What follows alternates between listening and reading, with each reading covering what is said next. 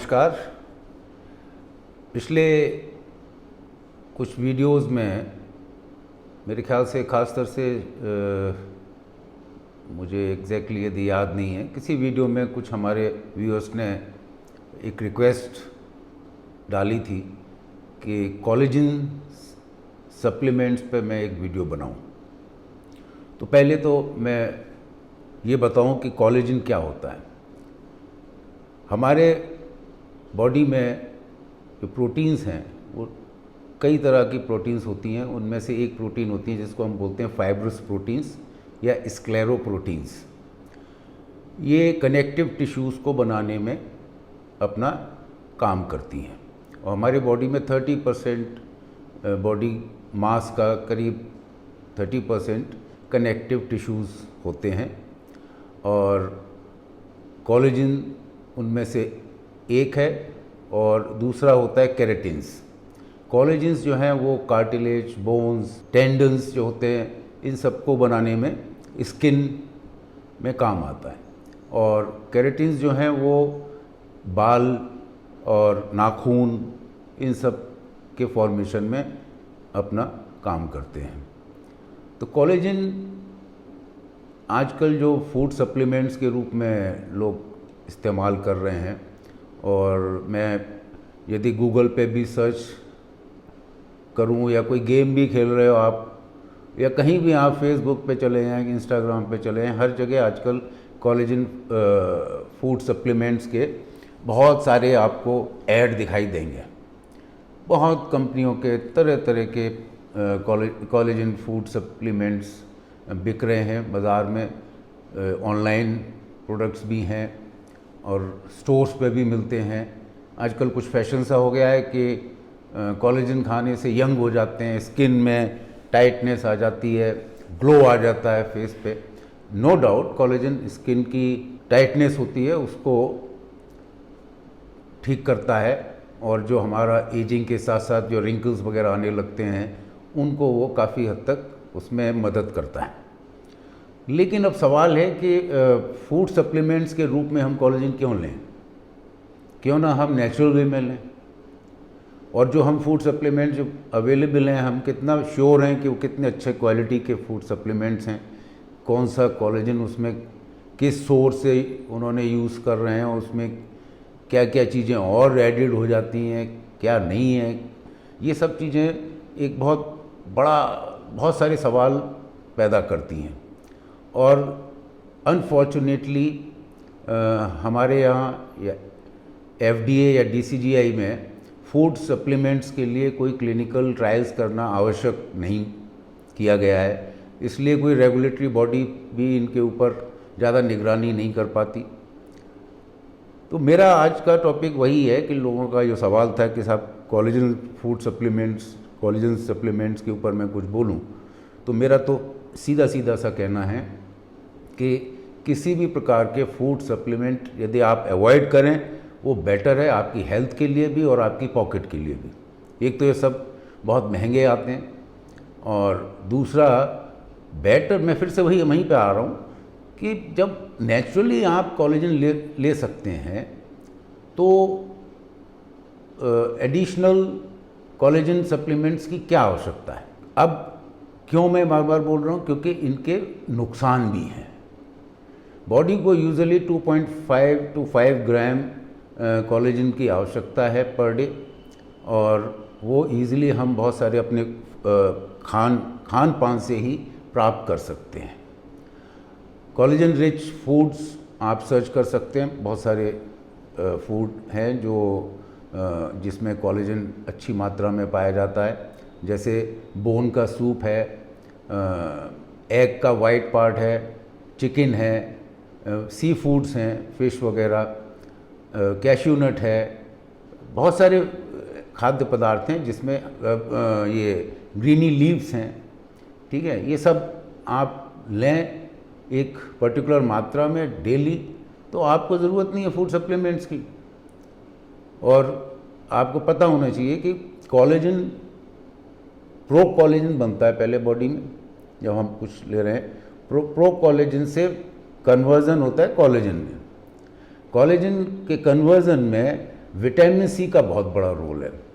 तो डेली आप citrus fruit लें जिसमें विटामिन सी ज़्यादा होती है, फ्रूट्स लें, जहाँ जितने भी फ्रूट्स हैं, चेरीज़ हैं, बहुत सारे फ्रूट्स हैं जिसमें विटामिन सी की मात्रा काफ़ी होती है। Vitamin C is very important, केवल कोलेजन के मैटर में ही नहीं, बहुत सारी चीज़ों में हमारे यहाँ जितनी हमारी रिक्वायरमेंट है विटामिन सी की बॉडी को, करीब 60 मिलीग्राम पर डे बॉडी को विटामिन सी चाहिए, जो हम इजीली ले सकते हैं, नींबू पी के भी ले सकते हैं, है ना। एक्स्ट्रा ये कि एक अकेला ऐसा विटामिन सी जो बॉडी में एक्स्ट्रा भी चला जाए तो वो नुकसान नहीं करता, वो इजीली यूरिन के थ्रू पास आउट हो जाता है। वाटर सॉल्युबल विटामिन है ये विटामिन सी। तो विटामिन सी पे ज़्यादा ध्यान दें, it will help in producing collagen in your body. अब आप कह रहे हैं कि मैं मना क्यों कर रहा हूँ कोलेजन सप्लीमेंट्स के लिए? इसलिए कर रहा हूँ कि उसके नुकसान, जितना फ़ायदा है उससे अधिक नुकसान भी हैं। जैसे सबसे पहले कोलेजन जो है एक प्रोटीन है ना, एमिनो एसिड है, और थोड़ा हार्ड प्रोटीन है जो पचाने में इतना आसान भी नहीं होता। और जो हमारा एलिमेंट्री कैनाल है जिसको हम गट बोलते हैं, गट की हेल्थ को नुकसान पहुंचाता है कोलेजन, यदि थोड़ा भी एक्स्ट्रा मात्रा में आप उसको ले रहे हैं। और जब आप सप्लीमेंट लेते हैं तो आपको खुद अंदाज नहीं रहता है कि आप एक्स्ट्रा ले रहे हैं या जितनी रिक्वायरमेंट है उतना ले रहे हैं। और कोई भी, चाहे वो वाइटामिन्स हों या कोलेजन है या कोई और एमिनो एसिड्स है, बजाय उनको सप्लीमेंट के रूप में लेने के या एडिशनल फूड में एक ऐड करने के, उनको नेचुरल वे में लें तो ज़्यादा अच्छा है। मैं हर वीडियो में आपसे यही कहता हूँ कि नेचर के जितने नज़दीक रहेंगे उतना स्वस्थ रहेंगे। तो पहला जो नुकसान है कोलेजन सप्लीमेंट्स का, वो है गट की हेल्थ को नुकसान पहुंचाते हैं, जो कि हमारे पाचन क्रिया के लिए ज़िम्मेदार है, एब्जॉर्प्शन के लिए ज़िम्मेदार है। दूसरा, बहुत से लोग कोलेजन के लिए बहुत सेंसिटिव होते हैं, उनको सावधानी बरतनी है। हर एक आदमी को, हर एक व्यक्ति को कोलेजन सूट नहीं करता। तीसरा, जो बहुत ख़तरनाक एक साइड इफ़ेक्ट है, वो किडनी से रिलेटेड है। कोलेजन जो है किडनी में स्टोन बना सकते हैं, क्योंकि उसमें कोलेजन जो है दो चीज़ों से बना होता है, हाइड्रोक्सी प्रोलिन और हाइड्रोक्सी लाइसिन। तो हाइड्रोक्सी प्रोलिन जो है वो ऑक्सलेट में कन्वर्ट हो जाता है एक्स्ट्रा मात्रा में जाने पर। ऑक्सलेट कैल्शियम के साथ मिलके कैल्शियम ऑक्सलेट बनाता है, जो किडनी में डिपॉजिट होते हैं और स्टोन्स बनाते हैं। तो किडनी स्टोन्स की बहुत शिकायतें आती हैं इस तरह के लोगों में जो कोलेजन फूड सप्लीमेंट्स का प्रयोग कर रहे हैं। और फिर नेक्स्ट है, जो लोग कोलेजन सप्लीमेंट ले रहे हैं उनके अंदर पाया गया है कि कैल्शियम लेवल बढ़ जाता है, जिसको हम बोलते हैं हाइपर कैल्शियमिया। तो हाइपर कैल्शियमिया के अपने साइड इफ़ेक्ट्स हैं, वो हेल्थ के लिए बड़े ख़तरनाक हैं। और फिर बहुत, मैंने सेंसिटिविटी बताई दी, उससे रिलेटेड एलर्जिक रिएक्शंस भी होते हैं।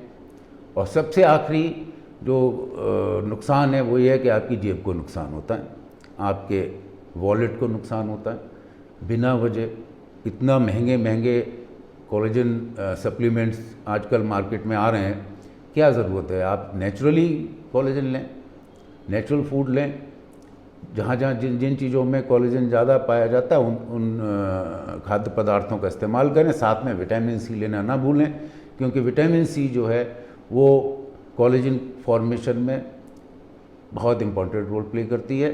तो विटामिन सी पे ज़रूर ध्यान रखें। फिर से मैं वही कहूँगा कि नेचर के नज़दीक रहें।